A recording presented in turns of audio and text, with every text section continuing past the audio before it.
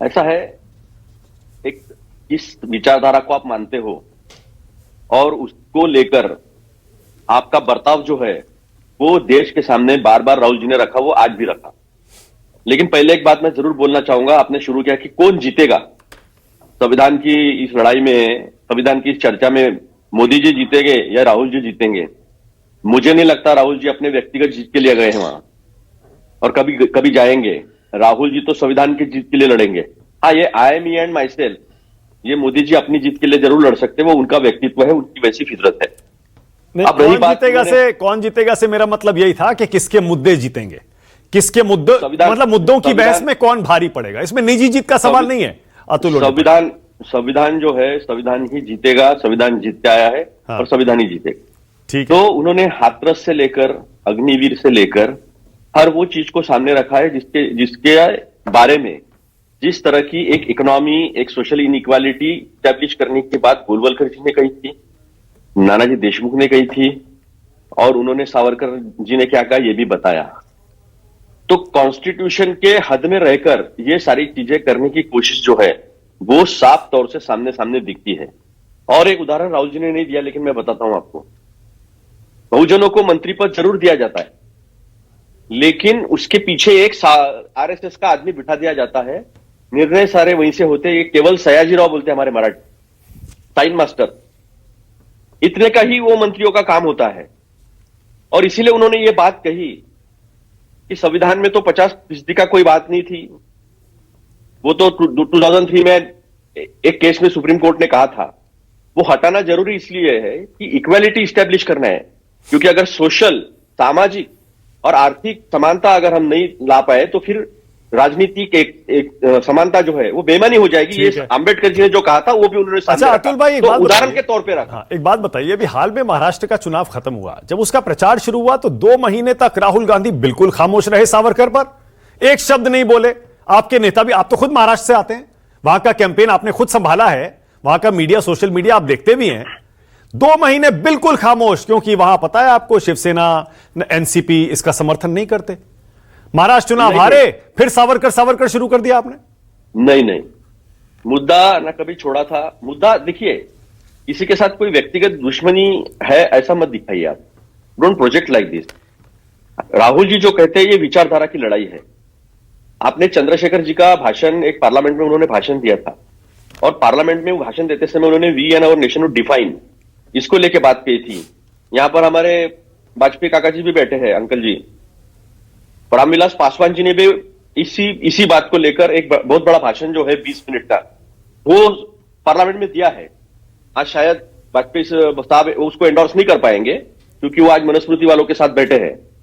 लेकिन ये सारी बातें, जिन जिन लोगों को अंदेशा है कि इस देश में जो सत्ता संविधान ने बहुजनों के हाथ में दी है, इसने ऐसी परिस्थितियां पैदा की है कि इस देश में बैलेट पेपर से राजा बनेगा, उसको फिर से खत्म करके मनुस्मृति का जो लॉ है वो लाने की कोशिश है।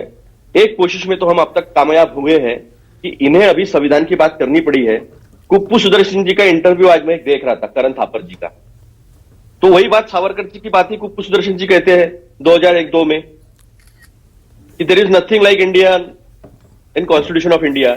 अभी रविशंकर प्रसाद जी दिखा रहे थे, सारे अलग अलग चित्र दिखा रहे थे। तो वो तो हमारी धरोहर रही है ना, और यहां तक सीमित नहीं रही है। वो हमारी पहली न्यूक्लियर रिएक्टर ध्रुव है, अप्सरा है, हमारे मिसाइल्स के नाम क्या है, पृथ्वी है, अग्नि है, धनुष है, ब्रह्मोस है।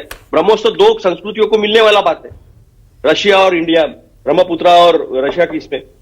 तो ये सारे जो है वो पहले से चलता आ रहा है। इनकी दुकान जो चलती है ना, वो दुकान कम्युनलिज्म पे चलती है।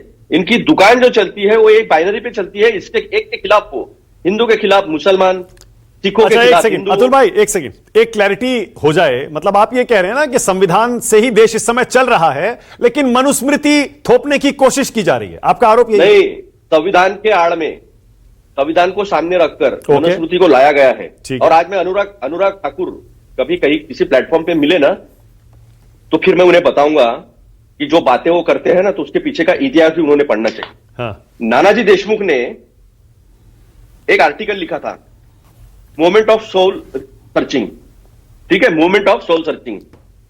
उसमें उन्होंने सिखों के नरसंहार का समर्थन किया था। आडवाणी जी ने जुलूस निकालकर ऑपरेशन ब्लू स्टार करना चाहिए, आर्मी भेजनी चाहिए अंदर, ये कहा। ये पंजाबी सूबे से लेकर दीनदयाल उपाध्याय से लेकर इन लोगों की इन्वॉल्वमेंट है।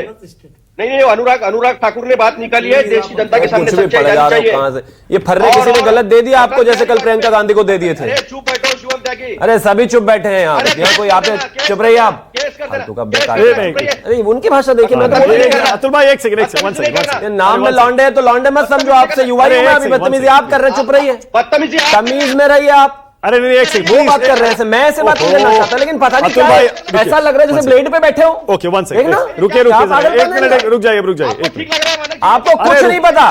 अरे रुकिए ना, एक मिनट, रुक जाइए। नरसंहार और ब्लू स्टार दो अलग अलग चीजें हैं, कुछ भी बोले जा रहे हैं बैठकर वहां पर, कुछ नहीं आता पता आपको, बेकार की बातें कर रहे हैं आप, कुछ नहीं जानते आप, जो चुनावी एजेंट थे अटल बिहारी वाजपेयी, कुछ नहीं जानते आप इसके बारे में। हमारे लोग ये किताबें पढ़ने से नहीं होता कि पर्चे पे लिखवा के ले आए। अच्छा, एक एक करके शिवम, एक एक करके, ऑलराइट। अतुल भाई एक सेकंड, अब एक सेकंड रुक जाइए, एक मिनट। शिवम पढ़ाइए अनुराग ठाकुर को, ये बताइए क्या कह रहे हैं, बोलिए अतुल भाई, 20 सेकंड, एक मिनट रुकिए शिवम, एक एक करके 20 सेकंड और दे रहा हूं। अतुल भाई बोलिए, क्या कह रहे हैं? हाँ, तो ये सारी जो बातें हैं, ये बरगलाने वाली बातें हैं। मैंने सच्चाई रखते बराबर कैसे मिर्ची लगी आपने देख ली, और किस तरह से बातें करने का तरीका है वो भी आपने देख लिया। मैं अब बहुत सभ्यता से, और जो सच्चाई है, जो रिकॉर्ड पर है, वो सारे रखे मैंने। तो ये एक बात है कि इस देश को आगे लेके जाने के बजाय जो बाइनरी इनकी हिंदू वर्सेस मुसलमान, सिख वर्सेस हिंदू, इसके वर्सेस वो, ये कर देश में अशांति फैलाकर इन्हें लगता है हम राज कर पाएंगे। ठीक है, ओके शिवम त्यागी, आपकी बारी। बात नहीं करेंगे। ओके शिवम त्यागी की